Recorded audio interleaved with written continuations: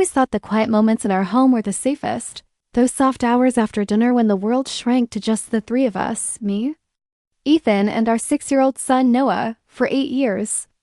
Our marriage had been a series of routines that felt comforting in their familiarity. Ethan kissed me on the forehead every morning. I packed Noah's lunch. We played the roles expected of us, rarely questioning what hid beneath the surface of our practiced smiles. But routines can become disguises, and comfort can become the perfect cover for something slowly unraveling. The shift began subtly, almost imperceptibly, like a draft sneaking through a closed window. And Finn started coming home later, his excuses vague and hurried: traffic, long meetings, deadlines. His phone, once abandoned casually on counters and couches, now never left his pocket. The man who once teased me for overthinking now seemed terrified of me asking even the simplest question. Still, I tried to convince myself it was stress. His company had taken on a demanding new client, and I'd been stretched thin at work myself. We were tired, distracted, human. I wanted to believe that was all it was, but doubt has a way of settling into the smallest cracks, and once it finds a place to live, it grows doubt. One evening after putting Noah to bed, Ethan offered to massage my back, something he hadn't done in months. I sat on the floor while he positioned himself behind me on the bed, his hands warm against my tense shoulders.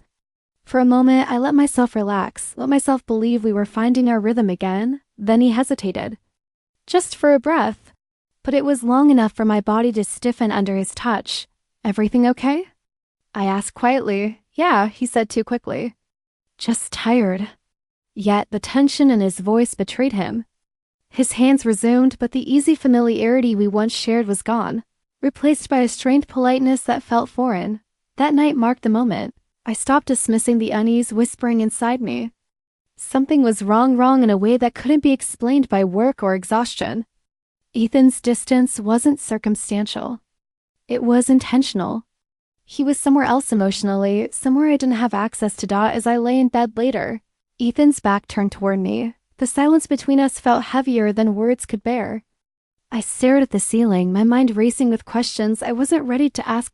Who was he when he wasn't with me? What was he hiding behind those late nights and locked screens? And why, after years of knowing him better than anyone, did he suddenly feel like a stranger? I didn't have answers yet, but I could feel them gathering, approaching like a storm I could no longer pretend wasn't coming. This was the beginning. The first undeniable sign that the life I thought was stable was about to break open. In the days that followed, the tension between Ethan and me became impossible to ignore. What had once felt like a steady partnership now felt like a delicate balance I was afraid to disturb. Every interaction carried a faint stiffness, a subtle hesitation, as if we were both performing roles we no longer fully understood. Ethan, once open and occasionally overly talkative, had grown guarded. His conversations were shorter, his explanations rehearsed. When I asked about his day, he answered with vague generalities, avoiding the details he used to share so freely. The man who once narrated office dramas and silly coworker stories suddenly acted as though speaking about work required careful strategy. Meanwhile, I found myself studying him in ways I never had before. His expressions, his movements, the cadence of his voice, everything felt like a clue I needed to decode.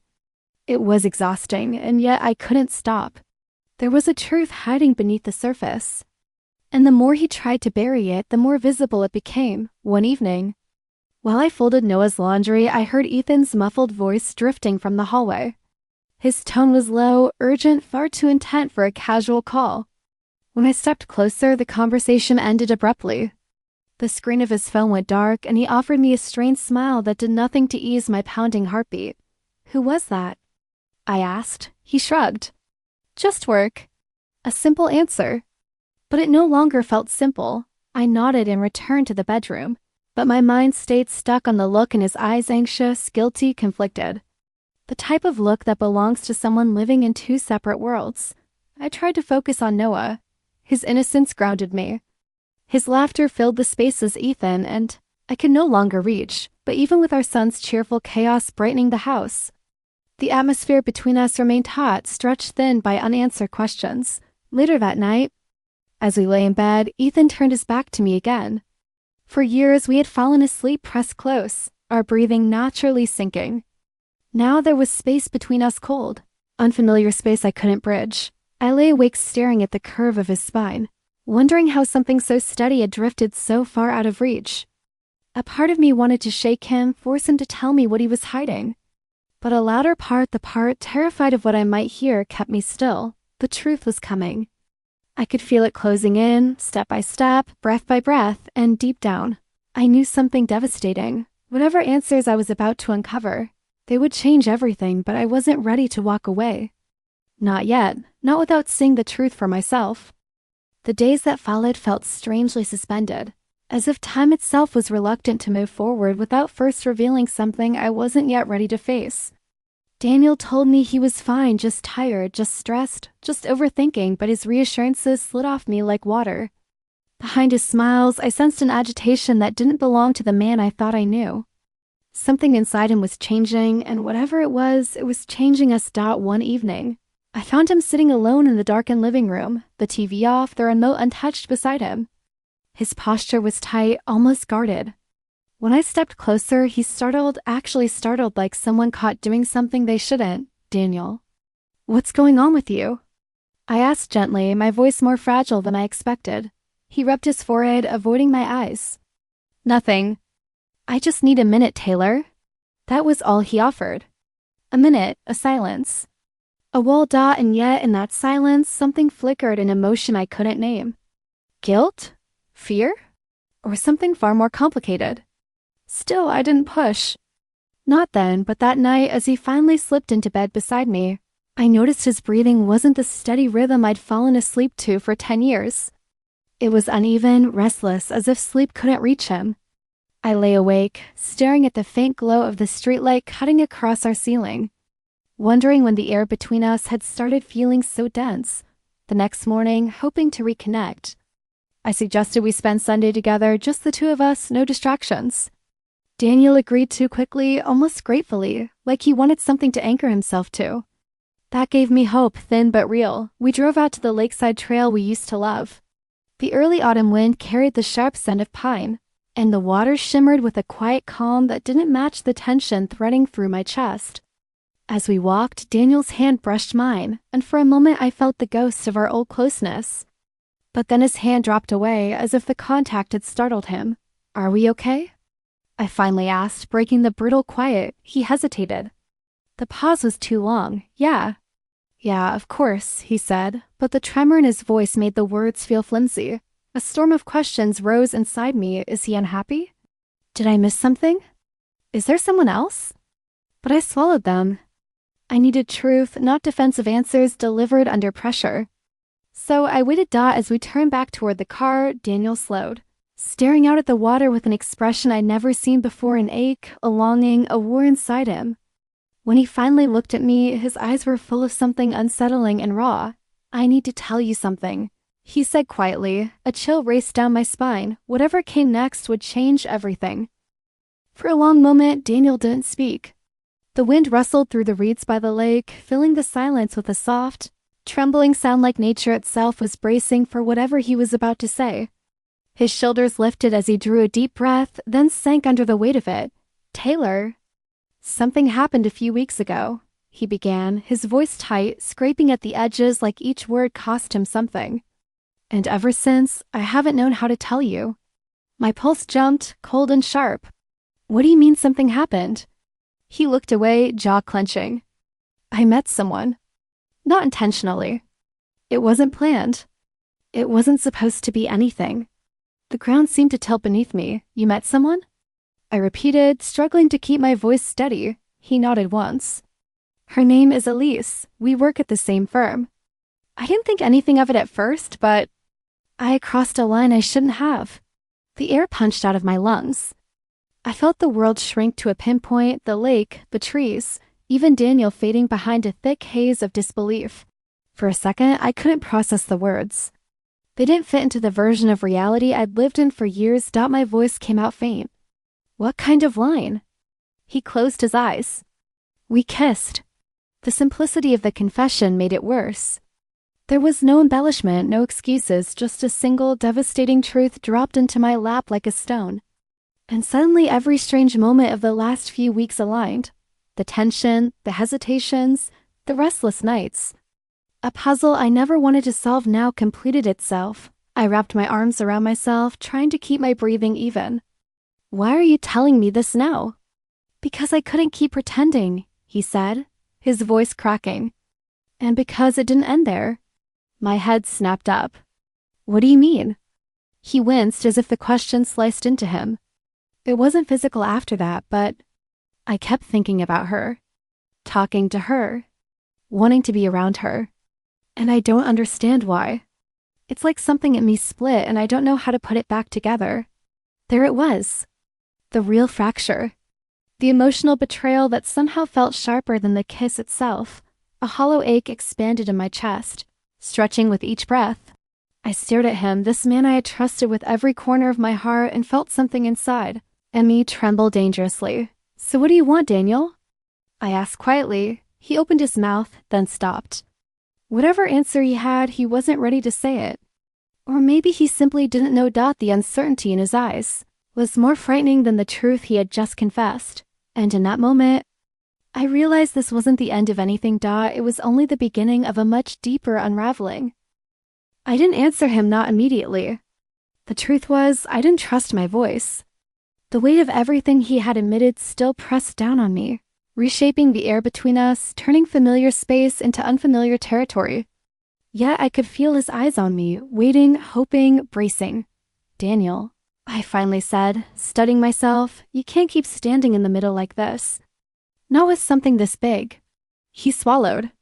"I know. Do you?" I asked softly. "Because it feels like you're asking me to decide for you."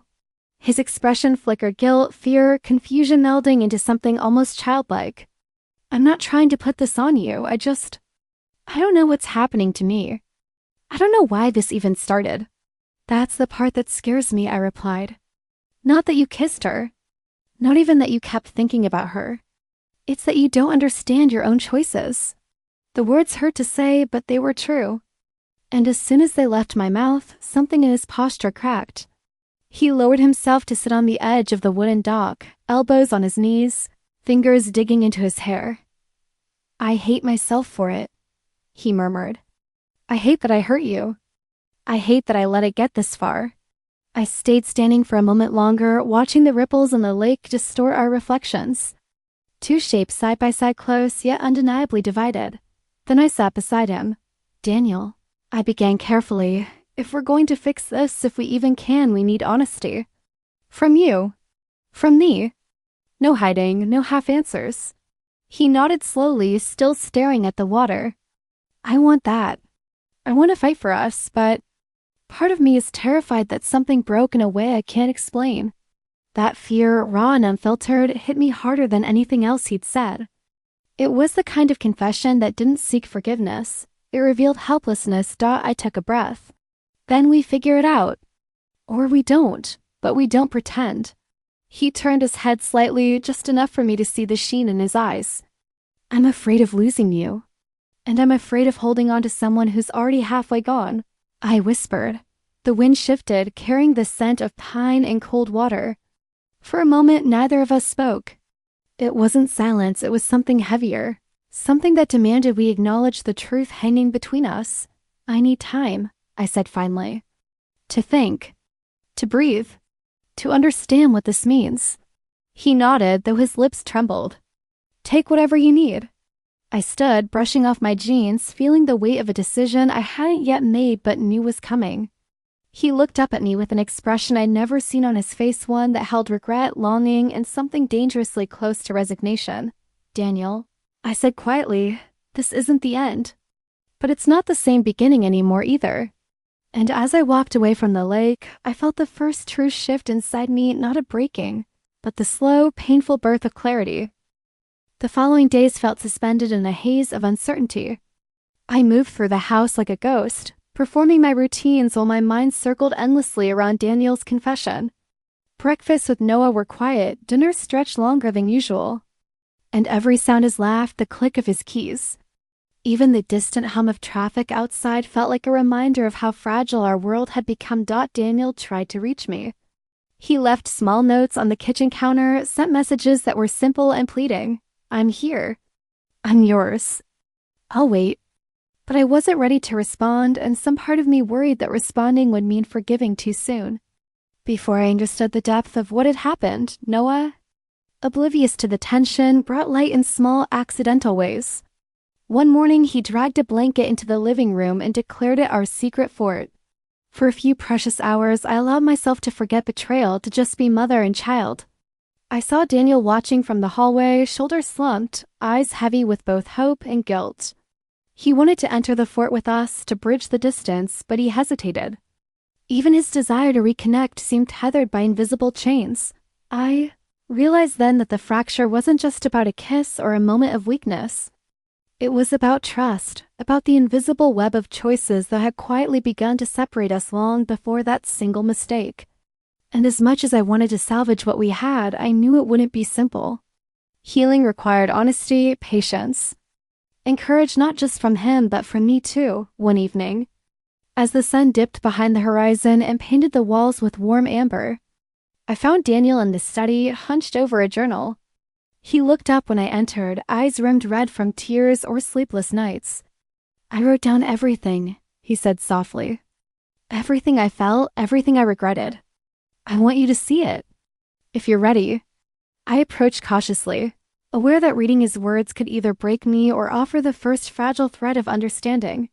Sitting beside him, I felt the tension between us like an invisible cord taut with uncertainty, but also the faint pulse of something still alive, the memory of shared years. Of laughter, of late-night conversations that used to anchor us.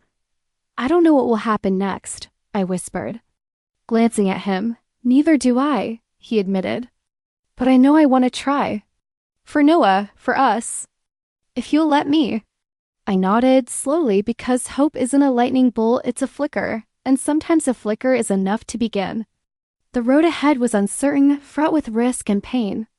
But at least now the truth was out in the open, and as I stood, watching him gather the courage to reach for me, I realized something essential. Love isn't always about perfection. Sometimes it's about the willingness to face the darkness, to confront mistakes, and to decide every day whether the bond is worth holding on to. For the first time in weeks, I felt the possibility of clarity, not a resolution, not yet, but a path forward.